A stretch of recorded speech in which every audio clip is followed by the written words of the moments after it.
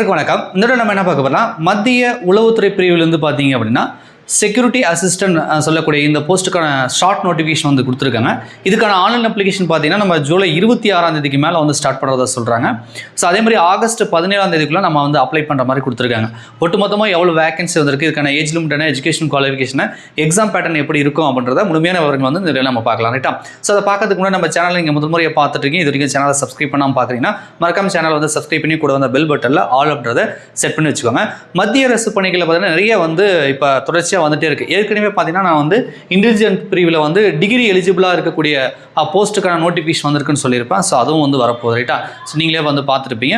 So அது வந்து degree eligible, இது வந்து 10ஆம் வகுப்பு எலிஜிபிள். மேபி நீங்கள் குரூப் 4 படிக்கிறீங்க, போலீஸ் எக்ஸாம்லாம் படிக்கிறீங்க, 10th எலிஜிபிள் எக்ஸாமுக்குலாம் ப்ரிப்பேர் பண்ணிங்கன்னா மேபி இந்த எக்ஸாமுக்கு நீங்கள் வந்து ட்ரை பண்ணி பார்க்கலாம். ஸோ இதுக்கப்புறமும் நீங்கள் டிஎன்பிஎஸ்சி நம்பி இருக்க வேண்டிய அவசியம் இல்லை. கொஞ்சம் சென்ட்ரல் கவர்மெண்ட் பக்கமும் ஃபோக்கஸ் பண்ணி பாருங்கள். அங்கே மோஸ்ட் ஆஃப் வந்து எஸ்எஸ்சி சிலபஸ், இந்த ஐபி இன்டெலிஜென்ட் பிரிவு இருக்கு இல்லையா, ஸோ இதுக்கான சிலபஸ், ரயில்வே எக்ஸாம், ஸோ எல்லாத்துக்கும் மத்திய அரசு பணிகளில் சிலபஸ் பார்த்தீங்கன்னா கிட்டத்தட்ட எல்லாமே 90% மேலே வந்து சேமாக தான் இருக்கும். ஸோ நீங்கள் ஏதாவது 1 or 2 years வந்து ப்ரிப்பேர் பண்ணிங்க அப்படின்னா நிச்சயமாக வந்து மத்திய அரசில் பணி வாங்க முடியும். ஸோ அதுக்காக தான் தொடர்ச்சியாக நான் வந்து எந்த வேலைவாய்ப்பு செய்தி வந்தாலும் உங்களுக்கு வந்து நான் ஷேர் பண்ணிகிட்டே இருக்கேன். ரைட்டா?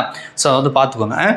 சரி, இது வந்து பார்த்தீங்கன்னா செக்யூரிட்டி அசிஸ்டன்ட் சொல்லக்கூடியது. லாஸ்ட் இயர் பார்த்தீங்கன்னா எம்டிஎஸ்க்குமே கேட்டிருந்தாங்க, ஆனால் வேகன்சி ரொம்ப கம்மி தான் கேட்டிருந்தாங்க. இந்த டைம் வந்து செக்யூரிட்டி அசிஸ்டன்ட் தான் சொல்லியிருக்கேன். இது எம்ப்ளாய்மெண்ட் நியூஸ் பேப்பரில் அந்த கட்டிங் தான் பார்க்குறீங்க. ரைட்டா? இது மட்டும் இல்லப்பா, பார்டர் செக்யூரிட்டி ஃபோர்ஸ்லையும் பார்த்தீங்கன்னா ட்ரேட்ஸ்மேனுக்கான நோட்டிஃபிகேஷன் இப்போ கொடுத்துருக்காங்க.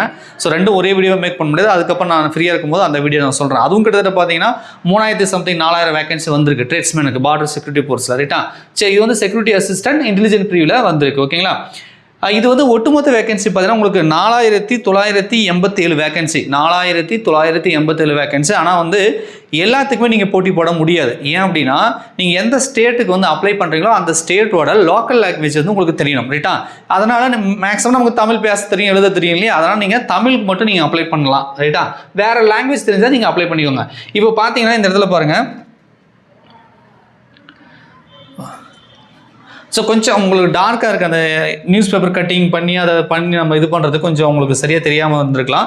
இங்கே பாருங்கள், இந்த இதில் தமிழ் அப்படின்னு கொடுத்துருக்காங்களா, சென்னைன்னு போட்டிருக்காங்களா, இதுக்கு நேராக வேகன்சி பாருங்கள். யூஆருக்கு வந்து 172, ஓபிசிக்கு 31, பிசிக்கு 51, எஸ்டிக்கு 2, இடபிள்யூஎஸ்க்கு வந்து 29 கொடுத்துருக்காங்க. கிட்டத்தட்ட ஒரு 285 நினைக்கிறேன், சரியாக தெரியல, 285 நியர்லி வந்து நமக்கு சென்னைக்கு மட்டும் கொடுத்துருக்காங்க, தமிழ் லாங்குவேஜ் கொடுத்துருக்காங்க. அப்போ அப்ளை பண்ணும்போது நீங்கள் எந்த ஸ்டேட்டுக்கு அப்ளை பண்ணுறீங்களோ அதுதான் அப்ளை பண்ணணும். ஸோ நம்ம சென்னைக்கு வந்து 285 வேகன்சி வந்திருக்கு. ஒட்டுமொத்தமாக தான் 4987 வேகன்சி. மற்ற ஸ்டேட்லாம் பார்த்தீங்கன்னா கொஞ்சம் கம்மியாக தான் இருக்குது. டெல்லிக்கு மட்டும் தான் அதிகமாக இருக்கும். ஏன் அப்படின்னா ஸோ அங்கே இன்டெலிஜென்ட் பிரிவில் ஒர்க் பண்ணுறதுக்கு வந்து நிறைய ஹெட் ஆஃபீஸ் இருக்கும், அதில் வந்து செக்யூரிட்டி அசிஸ்டன்ட் ஒர்க் பண்ணுறதுக்கு நிறைய வேகன்சி இருக்கும். மற்ற ஸ்டேட்டுக்கு வந்து கொஞ்சம் கம்மியாக தான் இருக்கும். ரைட்டா? ஸோ இது எல்லாமே பார்த்தீங்கன்னா நமக்கு ஹாஸ்பிட்டல் ரீசெண்டாக ஒரு தாக்குதல் நடந்தது இல்லையா, அதுக்கப்புறம் பார்த்தீங்கன்னா நிறைய ஜாப் வந்து மத்திய அரசில் கொடுத்துருக்காங்க. அதுவும் குறிப்பாக உளவுத்துறை பிரிவில் வந்து நிறைய வேகன்சி வந்து ஃபில் பண்ணுறாங்க. ஏன்னா உளவுத்துறை சரியாக வேலை பார்த்துருந்தா அவங்க வந்து அந்த டூரிஸ்ட் பாஸ் அந்த பார்ட்ஸுக்கு வந்து அவங்க வந்து சுட்டுட்டு இருக்க முடியாது, கொஞ்சம் முன்னெச்சரிக்கை இருந்திருக்கலாம். ரைட்டா? ஸோ அதனால் வந்து நிறைய வேகன்சி ஃபில் பண்ணிட்டு இருக்காங்க. ஆர்ஆர்பி நோட்டிஃபிகேஷன் வந்திருக்கு, பார்த்துக்கோங்க. சரி, இப்போ இது வந்து பார்த்துட்டோம், வேகன்சி நம்ம பார்த்துட்டோம். நான் சொல்கிறேன் ஜூலை 26 மேலே அஃபிஷியல் வெப்சைட் செக் பண்ணுங்க. இப்போ போய் நீங்கள் அஃபிஷியல் வெப்சைட் செக் பண்ணிங்கன்னா ஒன்றுமே இருக்காது. இதுக்கு முன்னாடி டிகிரி எலிஜிபிள் வந்துச்சு இல்லையா, அந்த நோட்டிஃபிகேஷன் தான் அப்டேட் ஆயிருக்கு. இதுக்கு இன்னொரு 3 days வெயிட் பண்ணிட்டு நீங்கள் செக் பண்ணி பாருங்கள். ஓகேங்களா? சரி, இதில் என்ன சொல்ல வராங்கன்னா இதில் பார்த்தீங்கன்னா உங்களுக்கு தெரியும். ஸோ கிளாஸிஃபிகேஷன் போட்டிருக்காங்க. ஸோ இதில் வந்து பார்த்தீங்கன்னா இது வந்து குரூப் சி கேட்டகரியில் வருது. இது வந்து குரூப் சி கேட்டகரியில் வருது. ரைட்டா? ஸோ அப்போ வந்து இதுக்கான சேலரி பார்த்தீங்கன்னா 21,700 கிட்டத்தட்ட 69,100 வரைக்கும் கிடைக்கின்றாங்க. ஸோ அலோன்ஸ் அதெல்லாம் கிடைக்கும். ஸோ ஸ்டார்டிங் சேலரியே உங்களுக்கு 30 + 35 + சம்திங் 30க்கு மேலே தான் உங்களுக்கு வந்து சேலரி கிடைக்கும். ரைட்டா? ஸோ இது பேசிக் சேலரி தான் 21,700, கிட்டத்தட்ட ஒரு 10,000 எக்ஸ்ட்ராவே வரும். ரைட்டா? 30க்கு மேலே தான் நம்ம சேலரியை எதிர்பார்க்கலாம். ஓகேங்களா? 20% பாருங்கள் அலோன்ஸ் அதெல்லாம் கொடுத்துருக்காங்க. ரைட்டா? இதுக்கு என்ன சார் படிச்சிருக்கணும்னு பார்த்தீங்கன்னா இந்த இடத்துல 10th கிளாஸ் பாஸ் அப்படின்னு போட்டிருப்பாங்க. அதாவது மெட்ரிகுலேஷன்னா நம்ம ஸ்டேட் போர்டாக இருக்கலாம், எது வேணாலும் இருக்கலாம். மெட்ரிகுலேஷன்னா ஒரு சிபிஎஸ்சி படிக்கணும்னு நினச்சிடாதீங்க. 10ஆம் வகுப்பு நீங்கள் பாஸ் பண்ணியிருந்தால் இந்த போஸ்ட்டுக்கு வந்து நீங்கள் வந்து அப்ளை பண்ணலாம் அப்படின்னு சொல்கிறாங்க. நான் ஏற்கனவே சொன்ன மாதிரி இல்லை 0.1 0.2 போட்டிருப்பாங்க. அதில் என்ன அப்படின்னா நாம் தமிழ்நாட்டுக்கு அப்ளை பண்ணுறோங்கன்னா தமிழ்நாட்டில் தான் இருக்குன்னு சொல்லி ஒரு நேட்டிவ் சர்டிஃபிகேட் வந்து நம்ம வந்து கொடுக்குற மாதிரி இருக்கும். ஏன்னா நம்ம எந்த ஸ்டேட்டுக்கு அப்ளை பண்ணுறோமோ அந்த ஸ்டேட்டில் நம்ம இருக்கிறதுக்கான ஒரு ஆதாரம் கொடுக்கணும். அது மட்டும் இல்லாமல் எந்த ஸ்டேட்டுக்கு அப்ளை பண்ணுறோமோ அதுக்கான லோக்கல் லாங்குவேஜ் போட்டிருக்காங்க இல்லையா. இப்போ நான் உங்களுக்கு சென்னை காட்டினா தமிழ் போட்டிருக்காங்க. ஒருவேளை நீங்கள் சண்டிகருக்கு அப்ளை பண்ணுறீங்கன்னா ஹிந்தியும் பஞ்சாபி தெரிஞ்சிருக்கணுன்றாங்க. ஹைதராபாத்துக்கு அப்ளை பண்ணுறதுனா தெலுங்கு தெரிஞ்சிருக்கணுன்றாங்க. ஸோ இந்த மாதிரி வந்து ஒவ்வொன்றுத்துக்குமே வந்து பார்த்தீங்கன்னா ஒவ்வொரு லாங்குவேஜ் இருக்கும். 1க்கும் 2க்கும் 3க்கும் 4 கூட இருக்கும். ஸோ அவங்க என்ன சொல்கிறாங்களோ அந்த லாங்குவேஜ் வந்து உங்களுக்கு தெரியணும். எந்த ஸ்டேட்டுக்கு அப்ளை பண்ணுறீங்களோ அந்த ஸ்டேட்டுக்கான லாங்குவேஜ் தெரியணும். ஸோ அப்படின்னு சொல்கிறாங்க. ஸோ அதனால் வந்து மேக்ஸிமம் நீங்கள் தமிழுக்கு சென்னைக்கு அப்ளை பண்ணுறீங்கன்னா தமிழில் தெரியும். ஏன்னா டிஸ்கிரிப்டிவ் பேப்பரும் இருக்கிற மாதிரி தெரியுது. ஸோ அப்போ வந்து உங்களுக்கு வந்து இங்கிலீஷ்லேருந்து தமிழில் ட்ரான்ஸ்லேஷன் பண்ணுறது, தமிழ்லேருந்து இங்கிலீஷில் வந்து ட்ரான்ஸ்லேஷன் பண்ணுறது. ஸோ அந்த அளவுக்கு அந்த லாங்குவேஜில் எந்த அளவுக்கு உங்களுக்கு எழுத படிக்க தெரியும் அப்படின்றத செக் பண்ணுவாங்க. ஸோ அதனால் மேக்ஸிமம் தமிழ்நாட்டு ஸ்டூடெண்ட் தமிழுக்கு அப்ளை பண்ணிங்கன்னா ஈஸியாக வந்து இது கிளியர் பண்ணிடலாம். ஓகேங்களா? சரி, இதுக்கான ஏஜ் லிமிட் என்ன சார் மற்ற என்ன சார் சொல்லியிருக்காங்க அப்படின்னா, இது வந்து short notification, detail notification July 26ஆம் தேதிக்கு மேலே நீங்கள் அஃபிஷியல் வெப்சைட்டில் செக் பண்ணி பாருங்கள். ஓகேங்களா? லிங்க் வந்து நான் வேணால் டிஸ்கிரிப்ஷனில் கொடுக்குறேன். அஃபிஷியல் வெப்சைட்டுக்கான லிங்க் வந்து நான் டிஸ்கிரிப்ஷனில் கொடுக்குறேன். இப்போ என்ன அப்படின்னா, ஸோ இது முன்னாடி நோட்டிஃபிகேஷன் வந்திருக்குன்னு சொன்னோம் இல்லையா, இதுக்கு முன்னாடி நோட்டிஃபிகேஷன் வந்திருக்கு இல்லையா. ஸோ அந்த நோட்டிஃபிகேஷனை வச்சு தான் நம்ம ஏஜ் லிமிட்டு மற்ற விஷயங்கள் டீட்டெயிலாக நம்ம பார்த்துக்கலாம். ஓகேங்களா? ஸோ அதுவும் கொடுத்துருந்தாங்க. இந்த பாருங்க 2023 செக்யூரிட்டி அசிஸ்டன்ட் ஜாப் வந்து நமக்கு வந்து கொடுத்துருந்தாங்க. ஸோ இந்த பேப்பர் கட்டிங்கில் வந்து என்ன சொல்லியிருக்காங்க அப்படின்றத பார்த்துக்கலாம். ஸோ எம்டிஎஸ் அதெல்லாம் கொடுத்துருந்தாங்க. லாஸ்ட் டைம் வந்து பார்த்தீங்க அப்படின்னா உங்களுக்கு ஒரு செக்யூரிட்டி அசிஸ்டன்ட் மட்டும் பார்த்தீங்கன்னா உங்களுக்கு 1525 வேகன்சி தான் வந்தது. ஸோ லோ வேகன்சி ரைட்டாக. நம்ம தமிழ்நாட்டுக்கு பார்த்தீங்கன்னா கொடுத்துருப்பாங்க தெலுங்கு, மணிப்பூர், ஹிந்தி. பாருங்கள் தமிழ் போட்டிருக்காங்களா, வெறும் 108 வேகன்சி தான் கொடுத்துருந்தாங்க லாஸ்ட் டைம். ஸோ இந்த டைம் வந்து 280க்கும் மேலே வேகன்சி இருக்குது. ஸோ வேகன்சி அதிகமாக இருக்கும்போதே கொஞ்சம் நாம் வந்து உள்ளே போயிடணும் ரைட்டா.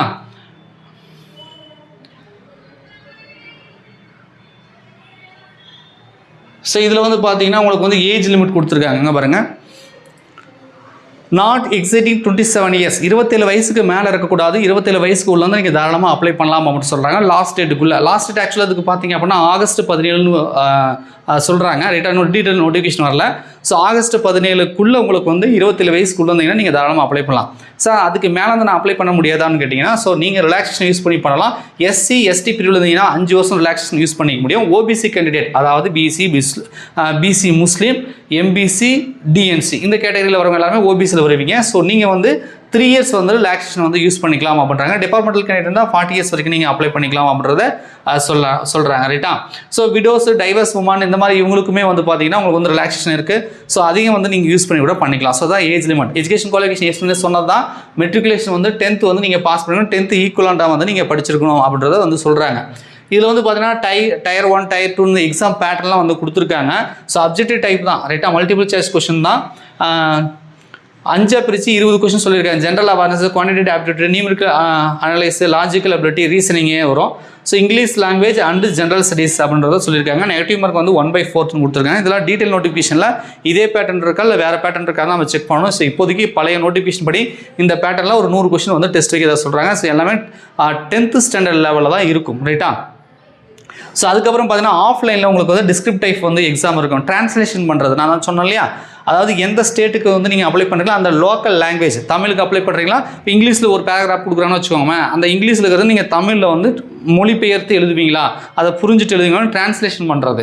ஸோ அந்த English to Tamil, Tamil to English மாதிரி அந்த லோக்கல் லாங்குவேஜ் வந்து தெரியுமா அப்படின்றத இவங்க போட்டிருக்காங்க. அங்கே பாருங்கள், local language to English and vice வெர்சான்னு போட்டிருக்காங்க. இங்கிலீஷ்லேருந்து லோக்கல் லாங்குவேஜ் வந்து இங்கிலீஷ்.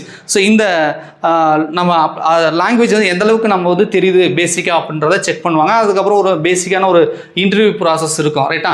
ஸோ அப்ளை பண்ணுறதுக்கான வெப்சைட் பார்த்தீங்கன்னா எல்லாத்துக்கும் ஒன்று தான். இங்கே வரங்க கொடுத்துருக்காங்க பாருங்கள், www.